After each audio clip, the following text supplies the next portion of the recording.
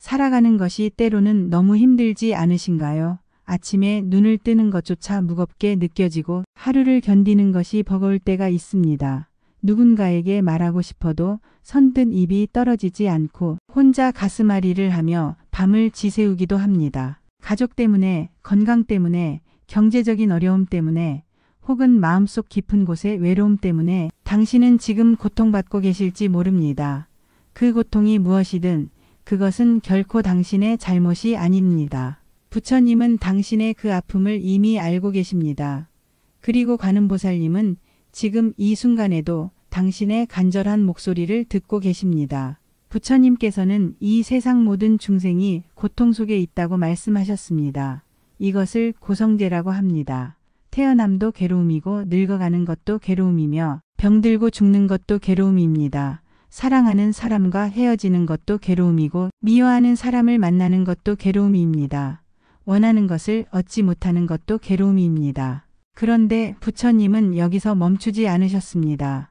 부처님은 이 고통에서 벗어날 수 있는 길이 있다고 말씀하셨습니다. 그리고 그 길을 걸어가는 데 있어 관음보살님이 당신의 손을 잡아주실 것입니다. 관세음보살님, 이 이름을 들어보셨을 겁니다. 절에 가면 나무 아미타불, 관세음보살이라는 말을 듣게 됩니다. 그런데 관세음보살님이 정확히 어떤 분이신지, 왜 사람들이 그토록 간절히 그 이름을 부르는지 제대로 알고 계신가요? 관세음보살, 이름 그대로 세상의 소리를 보시는 보살님입니다. 여기서 소리란 중생들의 고통의 소리, 도움을 청하는 간절한 목소리를 말합니다. 당신이 힘들어서 내뱉는 한숨, 밤에 흘리는 눈물, 누구에게도 말하지 못한 그 아픔. 관음보살님은 그 모든 것을 보고 계십니다. 부처님께서 법화경에서 말씀하셨습니다. 만양 무량백 천만억의 중생이 여러 가지 고통을 받을 때 이 관세음보살의 이름을 듣고 일심으로 그 이름을 부르면 관세음보살이 즉시 그 음성을 관하여 그들을 모두 해탈하게 하신다고 말씀하셨습니다. 그렇다면 관음보살님의 자비란 무엇일까요? 자비, 이 두 글자에는 깊은 의미가 담겨 있습니다. 자는 사랑하는 마음입니다. 모든 중생에게 즐거움을 주고자 하는 마음입니다. 비는 불쌍히 여기는 마음입니다. 모든 중생의 고통을 덜어주고자 하는 마음입니다. 관음보살님의 자비는 조건이 없습니다. 당신이 어떤 사람인지, 무엇을 했는지, 얼마나 많은 실수를 했는지 그 어떤 것도 묻지 않으십니다. 그저 당신이 고통받고 있다는 사실만으로 관음보살님은 당신에게 손을 내미십니다. 어머니가 아이를 사랑하는 마음을 생각해 보세요. 아이가 잘못을 저질렀을 때도, 아이가 넘어져서 울 때도 어머니는 아이를 꾸짖기보다 먼저 안아줍니다. 관음보살님의 자비가 바로 그런 것입니다. 그래서 사람들은 관음보살님을 자모보살, 즉 자비로운 어머니 보살이라고 부릅니다. 이제 관음보살님께서 우리에게 전하시는 자비의 가르침을 하나씩 살펴보겠습니다. 이것은 부처님께서 직접 말씀하신 가르침이며 당신의 삶을 변화시킬 수 있는 진리입니다. 첫 번째 가르침, 당신의 고통을 인정하세요. 많은 사람들이 자신의 고통을 부정합니다. 괜찮다고, 이 정도는 아무것도 아니라고 스스로를 속입니다. 하지만 부처님은 말씀하셨습니다.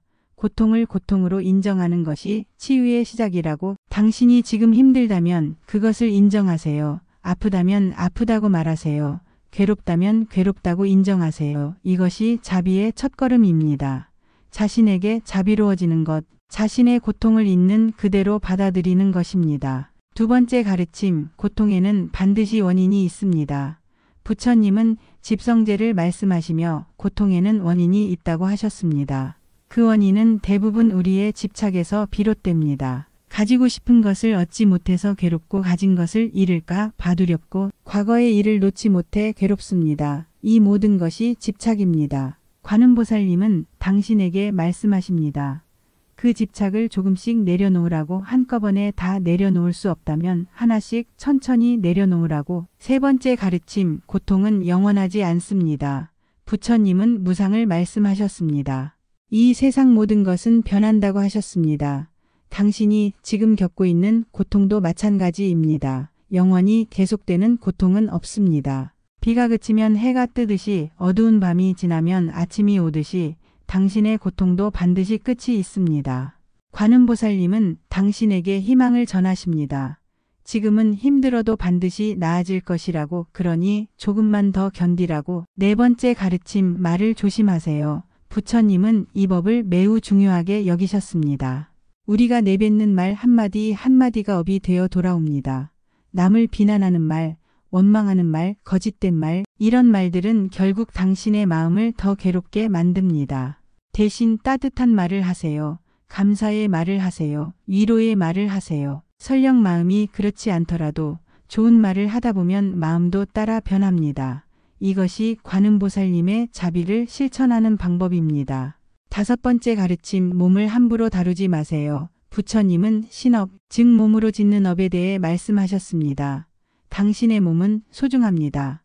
이 몸을 통해 수행을 하고 이 몸을 통해 깨달음에 이를 수 있습니다. 그런데 고통받는 사람들은 종종 자신의 몸을 학대합니다. 제대로 먹지 않고 제대로 쉬지 않고 몸이 보내는 신호를 무시합니다. 관음보살님은 당신에게 말씀하십니다. 당신의 몸을 소중히 여기라고, 잘 먹고 잘 쉬고 몸이 필요로 하는 것을 주라고. 여섯 번째 가르침, 마음을 관찰하세요. 부처님은 의업, 즉 마음으로 짓는 업에 대해 말씀하셨습니다. 우리의 생각이 곧 우리를 만듭니다. 부정적인 생각은 부정적인 현실을 만들고 긍정적인 생각은 긍정적인 현실을 만듭니다. 관음보살님은 당신에게 마음을 관찰하라고 하십니다.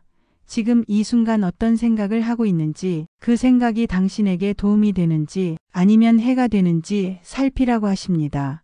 그리고 해로운 생각이 일어나면 그것을 알아차리고 놓아주라고 하십니다. 일곱 번째 가르침, 다른 사람에게 자비를 베푸세요. 부처님은 보시를 말씀하셨습니다. 베푸는 것이 받는 것보다 복되다고 하셨습니다. 이상하게 들릴 수 있지만 당신이 고통받을 때 오히려 다른 사람을 도우면 당신의 고통이 줄어듭니다. 작은 것부터 시작하세요. 길에서 마주친 사람에게 미소를 짓는 것, 누군가의 말을 경청해 주는 것, 작은 도움을 주는 것, 이런 작은 자비의 행위들이 쌓이면 당신의 마음에 평안이 찾아옵니다.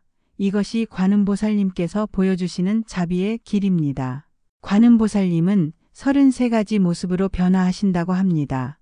때로는 스님의 모습으로, 때로는 평범한 사람의 모습으로 나타나십니다. 왜 그러실까요? 그것은 중생 하나하나의 근기에 맞춰 가장 필요한 모습으로 나타나 도움을 주시기 위함입니다. 당신에게도 관음보살님은 지금 이 순간 함께하고 계십니다. 다만 당신이 알아차리지 못할 뿐입니다. 당신을 도와주는 그 사람이, 당신에게 따뜻한 말을 건네는 그 사람이 어쩌면 관음보살님의 화신일지도 모릅니다. 부처님께서 말씀하셨습니다.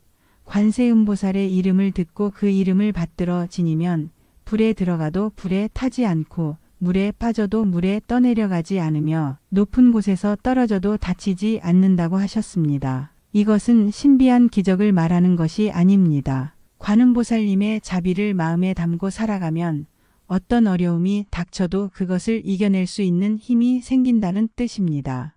관음보살님의 자비가 당신의 마음을 강하게 만들어주신다는 뜻입니다.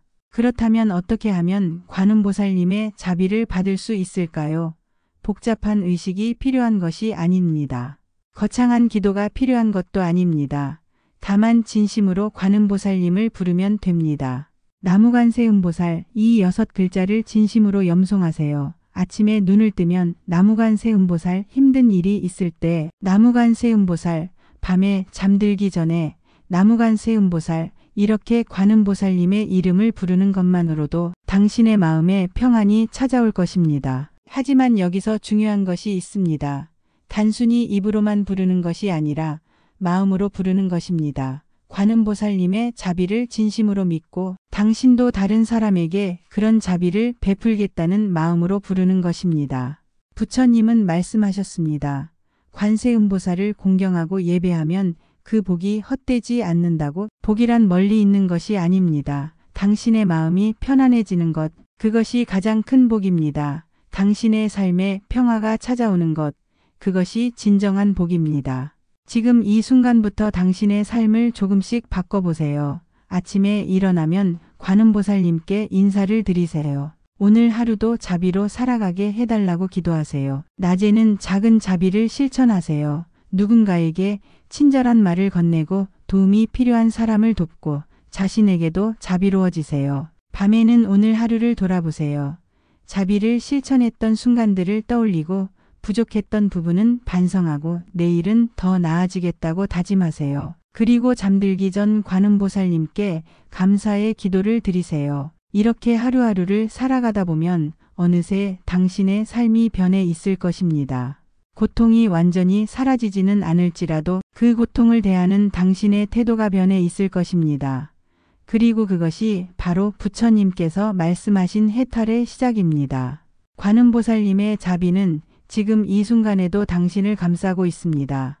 당신이 숨을 쉬는 것, 당신의 심장이 뛰는 것, 그 모든 것이 관음보살님의 자비입니다. 당신이 아직 포기하지 않고 이 순간을 살아가고 있는 것, 그것도 관음보살님의 자비입니다. 부처님께서 말씀하셨습니다. 일체 중생은 모두 불성을 갖고 있다고. 당신 안에도 부처님의 성품이 있습니다. 당신 안에도 관음보살님의 자비가 있습니다. 다만 번뇌와 망상이 그것을 가리고 있을 뿐입니다. 그 번뇌와 망상을 조금씩 걷어내세요. 집착을 내려놓고 자비를 실천하고 관음보살님의 이름을 부르세요. 그러면 당신 안에 있는 부처의 성품이 점점 드러날 것입니다. 그리고 언젠가 당신도 다른 사람에게 관음보살처럼 자비를 베푸는 사람이 될 것입니다. 지금 이 순간 당신이 겪고 있는 고통이 무엇이든 그것은 영원하지 않습니다. 관음보살님은 당신과 함께 하시며 당신이 이 고통을 이겨낼 수 있도록 도와주실 것입니다. 다만 당신이 해야 할 일은 진심으로 관음보살님을 부르고 자비를 실천하는 것입니다. 나무관세음보살 이 6글자를 마음에 새기세요. 그리고 오늘부터 당신의 삶을 자비로 채워가세요. 당신이 행복해지는 것, 그것이 관음보살님께서 가장 원하시는 것입니다. 당신이 평안해지는 것, 그것이 부처님께서 이 세상에 오신 이유입니다. 이 영상을 보고 계신 당신께 관음보살님의 무량한 자비가 함께하기를 기도합니다.